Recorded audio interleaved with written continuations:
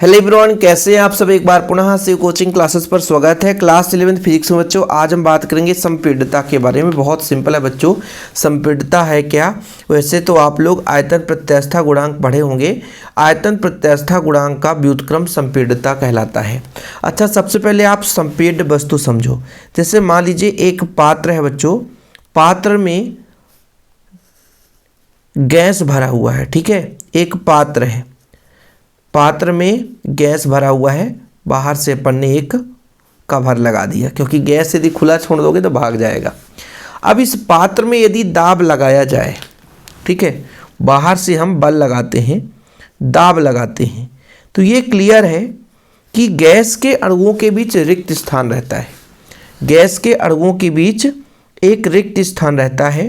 इन रिक्त स्थानों के कारण गैस के अणु पर जब दाब लगाते हैं, ठीक है बच्चों, तो गैस के अणु पास पास हो जाते हैं, तो इसके आयतन में परिवर्तन हो जाता है। यानी किसी वस्तु पर बल लगाएं तो उसके आयतन में परिवर्तन हो जाए तो वो वस्तु संपीड्य कहलाता है। और उसके इस गुण को, जिसके कारण वो आयतन में परिवर्तन हो रहा है, वो संपीड्यता कहलाते हैं बच्चों। जैसे द्रव और गैस, ये दो वस्तुओं में संपीड्यता का गुण मुख्य रूप से पाया जाता है, ठोस में बहुत कम।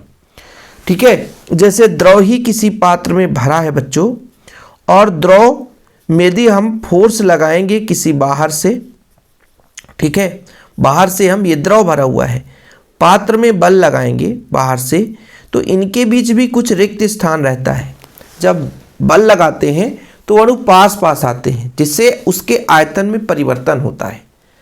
और इसी एकांक आयतन में परिवर्तन होने के गुण को हम बोलते हैं बच्चों संपीड्यता। और उन वस्तुओं को संपीड्य वस्तु बोलते हैं कि ये आपका गैस जो है संपीड्य है।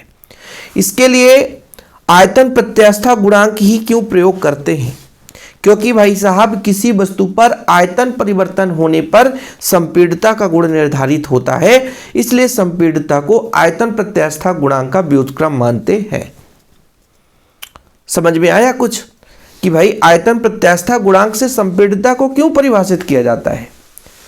क्योंकि बच्चों आयतन में परिवर्तन होता है, तो वही तो आयतन, भाई देखो आपने पढ़ा आयतन प्रत्यास्था गुणांक कि किसी वस्तु के अभिलंब प्रतिबल और आयतन विकृति के अनुपात को हम आयतन प्रत्यास्था गुणांक कहते हैं। यानी किसी वस्तु पर लंबवत पृष्ठ पर अभिलंबवत बल लगाते हैं तो अभिलंब प्रतिबल होता है, फलस्वरूप उसमें कितनी आयतन में विकृति होती है। और किसी वस्तु पर बल लगाने से उसके आयतन में विकृति हो रही, यही गुण उसकी संपीड्यता है, जो कि बच्चों आयतन प्रत्यास्था गुणांक के व्युत्क्रम होता है। यानी मैं आपसे कह दूं कि संपीड्यता कितना होगा, तो संपीड्यता के लिए जब हम सूत्र के रूप में लिखेंगे तो 1/, हो जाएगा आयतन प्रत्यास्थता गुणांक, आयतन प्रत्यास्थता गुणांक। ठीक है बच्चों, तो संपीड्यता को हम कैपिटल बी से और आयतन प्रत्यास्थता गुणांक को के से रिप्रेजेंट करते हैं। 1/, के का मान कितना है, कोई बच्चा बताएगा कितना है? डेल्टा पी भी अपान डेल्टा भी। हर का हर ऊपर जाता है बच्चों अंश में, तो डेल्टा भी divide by delta P into भी। ठीक है, ये आपका आ जाता है क्या? संपीड्यता का फार्मूला। ठीक है, जिन बच्चों को दिक्कत हो तो नोट्स ले लिया करें भाई, नोट्स में सारा कुछ अवेलेबल रहता है। किसी पदार्थ के आयतन प्रत्यास्था गुणांक के व्युत्क्रम को उस पदार्थ की संपीड्यता कहते हैं। इसे कैपिटल बी से प्रदर्शित करते हैं सूत्र के रूप में। संपीड्यता हो गया बच्चों 1/, आयतन प्रत्यास्था गुणांक।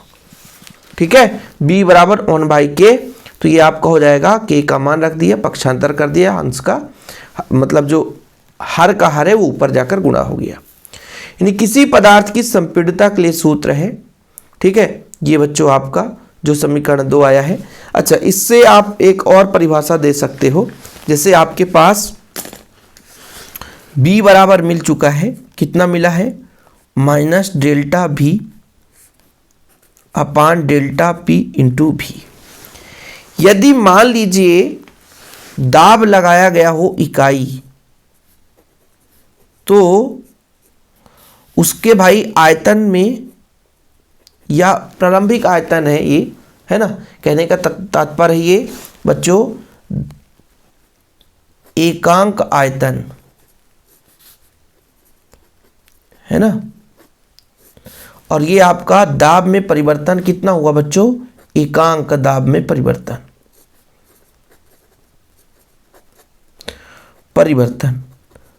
ठीक। इससे आप परिभाषा निकालोगी कि एकांक दाब परिवर्तन के कारण किसी वस्तु के एकांक आयतन में होने वाले परिवर्तन को हम क्या बोलते हैं बच्चों, संपीड्यता कहते हैं। समझ में आया कुछ? एकांक दाब में परिवर्तन के कारण किसी वस्तु के एकांक आयतन में होने वाले परिवर्तन के आंकिक मान को हम क्या बोलते हैं बच्चों, संपीड्यता। ऐसा क्यों? क्योंकि इसका मान 1 रखेंगे, इसका मान 1 रखेंगे तो b बराबर माइनस डेल्टा भी आएगा। कुछ समझ में आया कि एकांक दाब में परिवर्तन, देखो ना, एकांक दाब में परिवर्तन के कारण किसी वस्तु के एकांक आयतन में होने वाले परिवर्तन के आंकिक मान को संपीड्यता कहते हैं। क्या बोलते हैं बच्चों, संपीड्यता कहते हैं। देखो ना बच्चों, यहाँ पर डेल्टा p का मान 1 रख दिया, कैपिटल V का मान 1 रख दिया, तो b बराबर आया माइनस डेल्टा v। तो यानी एकांक दाब में परिवर्तन के कारण किसी वस्तु के एकांक आयतन में होने वाले परिवर्तन के आंकिक मान को उस वस्तु का या उस पदार्थ का संपीड्यता कहते हैं। बाकी मात्रक यदि आपसे बन रहा है तो यहाँ आपसे बन ही जाएगा।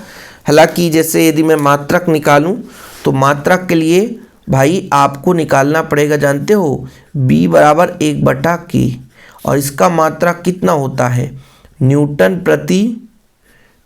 प्रति मीटर स्क्वायर। ठीक है बच्चों, तो यदि मैं आपसे कह दूं कि ये न्यूटन ऊपर जाएगा तो न्यूटन का पावर -1 हो जाएगा और मीटर स्क्वायर हो जाएगा। ठीक है, उल्टा होता है।